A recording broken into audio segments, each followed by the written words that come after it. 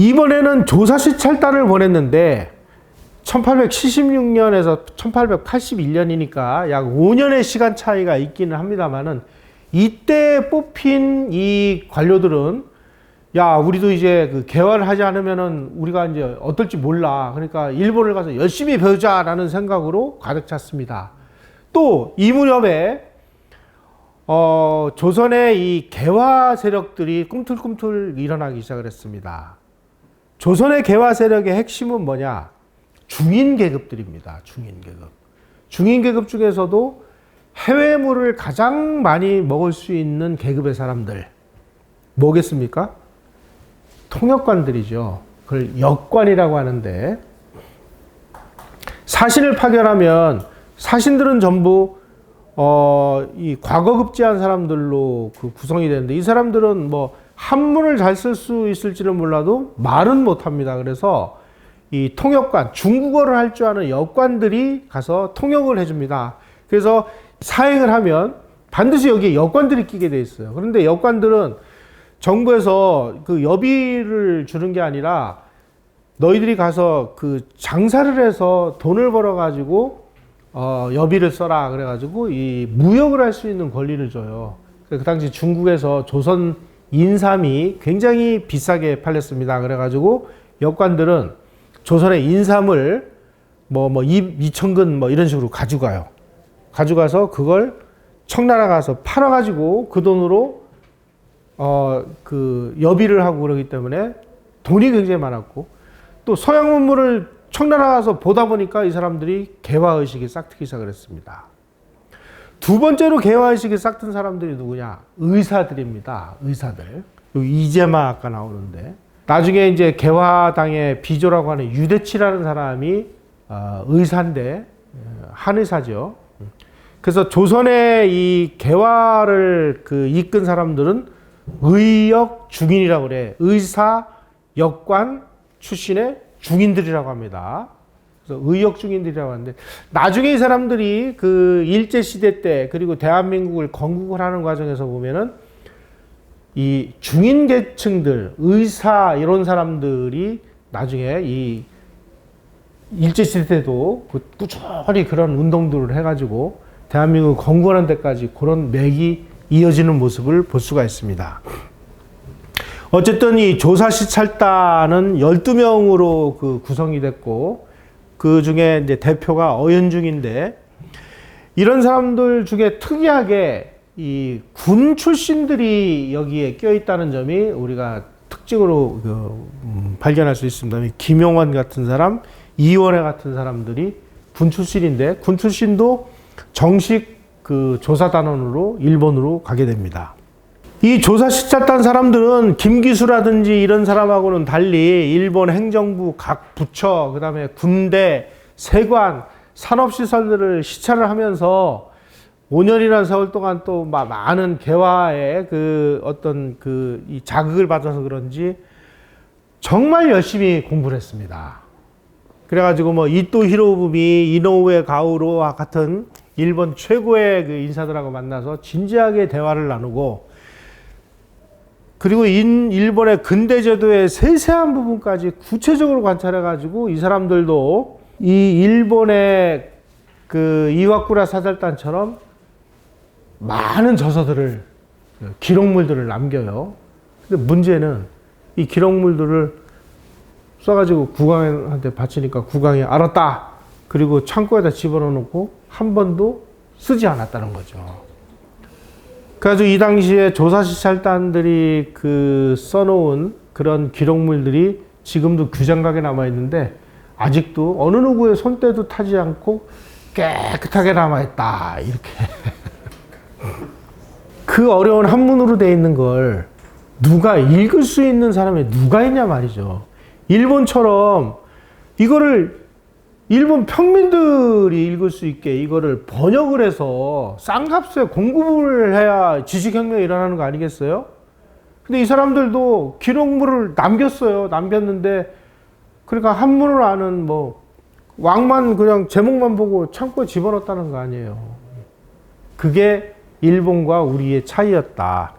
이때 이 정식 시찰단원 12명을 제외하고 수행원들이 많이 따라갔습니다. 그 수행원 중에는 뭐 육일준, 그 다음에 윤치호 이런 그 사람들이 있었는데 이 사람들은 국비유 학생이었습니다. 그래가지고 육일준과 그의 매여 유정수 이 사람들은 후쿠자 설립한 게이오 기숙구에 들어가고 윤치호는 여기 들어가고 뭐 김양아이라는 사람은 뭐 조사실장단이 귀국한 다음에도 남아가지고 조선소에서 항해 기술을 배우고 주철 기술을 배워가지고 일본 자격증을 따고 손bun구사라는 사람은 유리제소술을 배우고 안종수라는 사람은 농학을 배워가지고 귀국을 해서 그나마 하여간 조선에 어떤 개화의 싹을 틔우는 역할을 했다는 사실을 우리가 여기서 발견할 수 있습니다.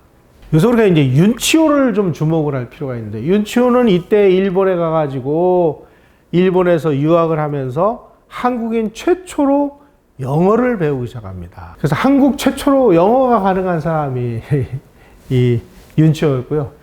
윤치호는 또 일본에서 공부를 한 후에 중국으로 유학을 가서 중국에서 또 공부를 합니다. 그래서 중국에서 공부를 마치고 거기 있는 선교사들의 도움을 받아가지고 미국으로 유학을 갑니다. 그래서 미국에서 공부를 하는데 그때 윤치호가 어디에서 공부를 하느냐? 하필이면은 미국에서도 가장 이 인종차별이 심한 남부 지역에 있는 그 밴더빌트 대학이라고. 밴더빌트 대학은 뭐 일설에는 남부의 그 하버드다라는 이야기를 할 정도로 유서 깊은 대학이긴 대학인데 그 당시에 동양 학생 윤치호가 남부 지역에 가서 공부를 하면서 얼마나 적나라한 인종차별을 경험했을까요? 그러니까 이 사람은 야, 뭐 인권, 자유? 웃기는 소리 하지 마라. 인권, 자유 그건 다 백인들에게나 적용되는 거 아니냐.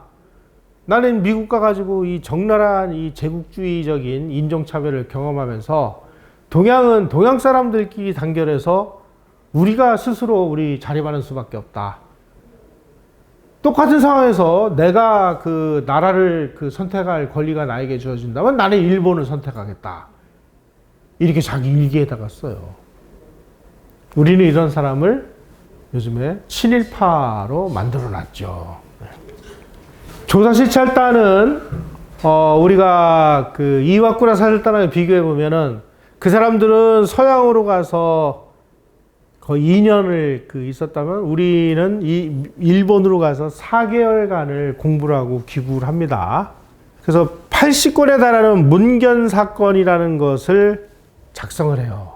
아까 말씀드린 대로 이건 그냥 국왕에게 진상이 돼서 창고로 직행을 했다. 참 이런 부분이 우리가 그 가지고 있었던 여러 가지 시스템 중에 좀 일본처럼 그렇게 했으면은 어땠을까? 그랬다면은 개화의 그 이 필요성을 아는 사람들이 일반 백성에서도 많이 늘어나고 지식층들이 많이 늘어나서 갑신정변 같은 것도 한번 해볼 만하지 않았을까? 이런 생각을 하는데 뭐 역사에서 가정이라는 건 부질없는 일이긴 합니다만은 참 이런 부분이 좀 아쉽죠. 그나마 참 이 사람들은 그래도 뭐 누가 보든 안 보든 기록이라도 남겼지. 청나라에 파견한 그 영선사 이건 어떤 기록도 없습니다. 그리고 나중에 미국에다가 보빙사절단을 파견을 해요. 이 사람들도 기록을 하나도 안 남겼어요. 아니 그렇게 왕조실록 이런 기록을 좋아하는 사람들이 왜 이런 기록을 안 남겼을까? 이것도 딱 의문입니다. 참. 자, 1881년 그러니까 조사시찰단을 일본으로 파견한 같은 해입니다. 이번에는 청나라로 이제 이공계 기술자들을 파견하는 영선사를 파견하는데 그 대표는 김윤식이라는 사람입니다. 관원 12명, 수행원 19명, 유학생 38명인데 이 38명은 전부 천진에 있는 기기국이라는 데를 가서 군사기술을 배우고 이공계 기술을 배워오기 시작을 했습니다. 고종이 이제 김윤식에게 훈령을 내립니다. 국가 부강책을 실현하기 위해서 중국의 신문물과 선진 군사기술을 배워가지고 와라. 그래서 이 사람들은 천진 기기창에 가가지고 탄약 제조, 전기, 화학, 지도 제작, 재련, 기초기계, 뭐 소총수리 이런 걸 배웠는데 문제는 이 친구들이 중국에 가가지고 언어가 안 돼가지고 절반은 탈락을 했어요. 나머지 절반도 공부 좀 하려고 하니까 여비가 떨어져가지고 국어를 하지 않으면 뭐 생활이 안 되는 이런 상황이 되다 보니까 참 영선사 김윤식이 여기 가서 돈 빌리고 저기 가서 돈 빌리고 이래가지고 뭐 그러다가 하다가 안 되니까 그냥 귀국 그래가지고 이모곤란 나니까 중도에 공부하다 말고 그냥 다 귀국을 시켜요. 그래도 뭐 거기서 배운 게 좀 있어가지고 너희들이 배운 걸 가지고 우리 좀 뭐 만들어 보자. 그래가지고 지금 삼청동에 금융연수원 안에 들어가면은 요 건물이 있어요. 이게 기기창이라는 건데 뭔가 뭐 기계를 만들기 위해서 기기창이라는 걸 만들어서 유학을 갔다 온 사람들이 여기에 근무를 시키는데 공부하다 말고 왔으니 이게 뭐 제대로 되겠습니까? 이런 면에서 보면 좀 아쉽죠. 자, 여기서 우리가 이제 일본의 근대와 조선의 근대가 어떤 점에서 차이가 나는지 하는 것을 한번 들여다볼 필요가 있습니다. 지난 시간에 말씀드릴 때 이와쿠라 사설단은 서양으로 보내서 영국, 미국, 프랑스, 프로이센, 러시아, 하여간 힘께나 쓰는 나라들을 다 직접 가가지고 자기네들이 직접 서양을 보고 서양을 공부하고 서양 지도자들과 대화를 해서 서양을 직접 수입해 가지고 왔습니다. 그래서 육군은 프랑스 제도를 도입을 했는데 프랑스가 가서 보니까 프로이센한테 작살이 나니까 야 프로이센으로 바꾸자 그랬고 해군은 영국, 교육은 미국, 황실은 영국, 헌법은 독일 이런 제도를 도입해서 근대식 국민국가를 이제 출범시키는 밑거름이 됐고 반면에 조선은 어디로 보냈습니까?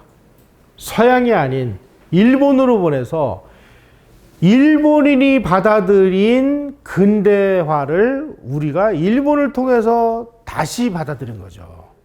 그러니까 한마디로 말씀드리면 일본이라는 창을 통해서 필터링이 된 근대를 우리가 받아들였다. 일본의 눈에 의해서 변형된 서양을 우리는 받아들인 겁니다. 따라서 일본의 근대가 서양의 모방이었다면 조선의 근대는 일본 지식인들에 의해서 번역된 근대를 우리가 받아들인 그런 상황이 됐습니다. 자, 그렇다면 직수입한 근대하고 번역된 근대는 무슨 차이가 있느냐? 서구에서 국민국가 그러면은 이 사람들은 일단 그 혁명이 일어나야 됩니다. 프랑스 혁명이 일어나가지고 왕정을 다 뒤집어 엎고 공화정을 만들죠. 따라서 여기에서는 서구에서 근대국가라 하면 거기 반드시 해방된 인간이 존재를 합니다. 자유로운 그 존재. 그러니까 자유란 누구가 그 개인에게 시해한 것이 아니라 내가 피를 흘려서 쟁취한 자유입니다.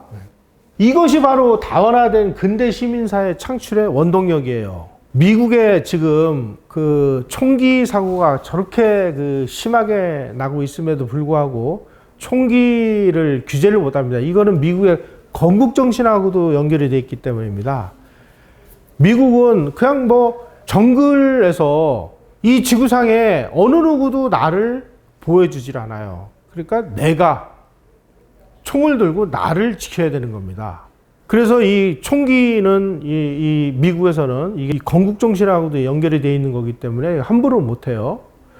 이런 식으로 어쨌든 이 근대라 하면 이렇게 자유를 쟁취한 이 개인들이 있어야 시민사회가 만들어지는 건데 일본이 서구로부터 근대를 이제 수입하려고 하다 보니까 근대라는 모형은 수입해올 수 있었을지 몰라도 뭔가 시민사회를 만들려고 보니까 시민이 없는 거예요.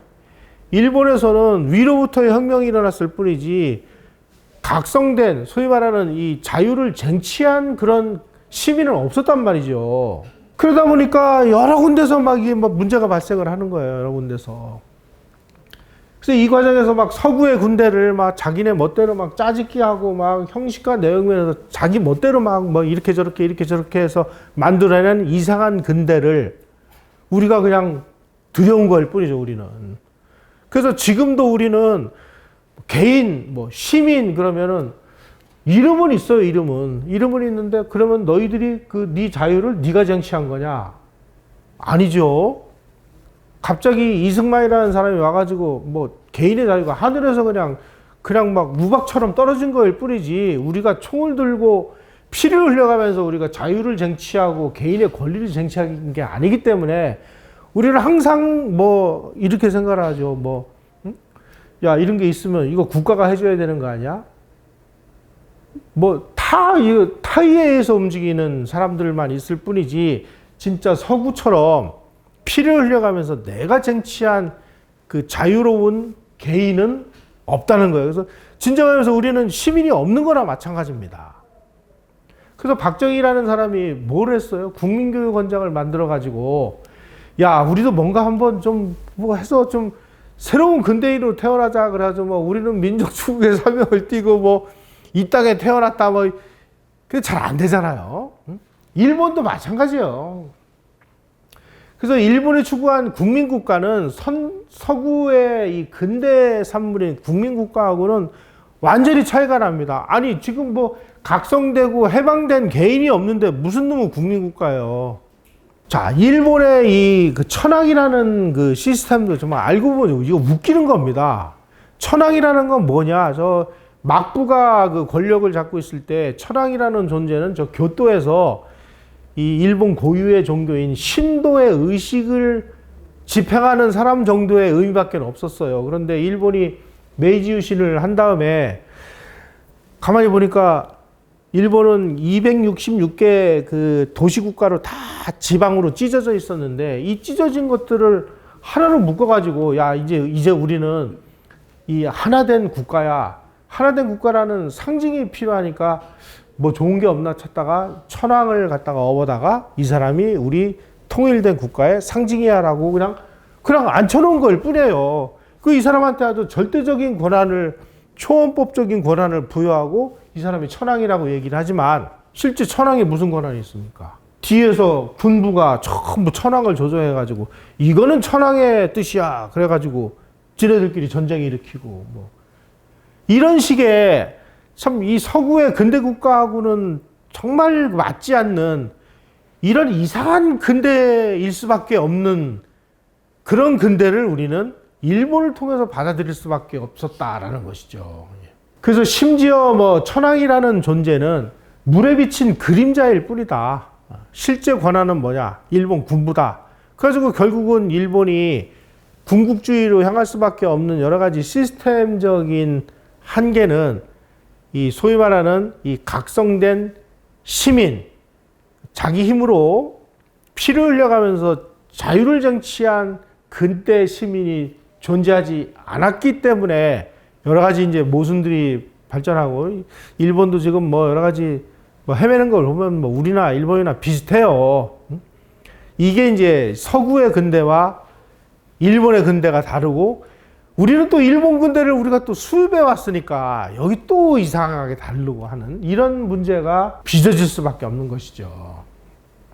따라서 일본 국민국가에는 핵심인 시민계층이 부재합니다. 우리도 똑같습니다.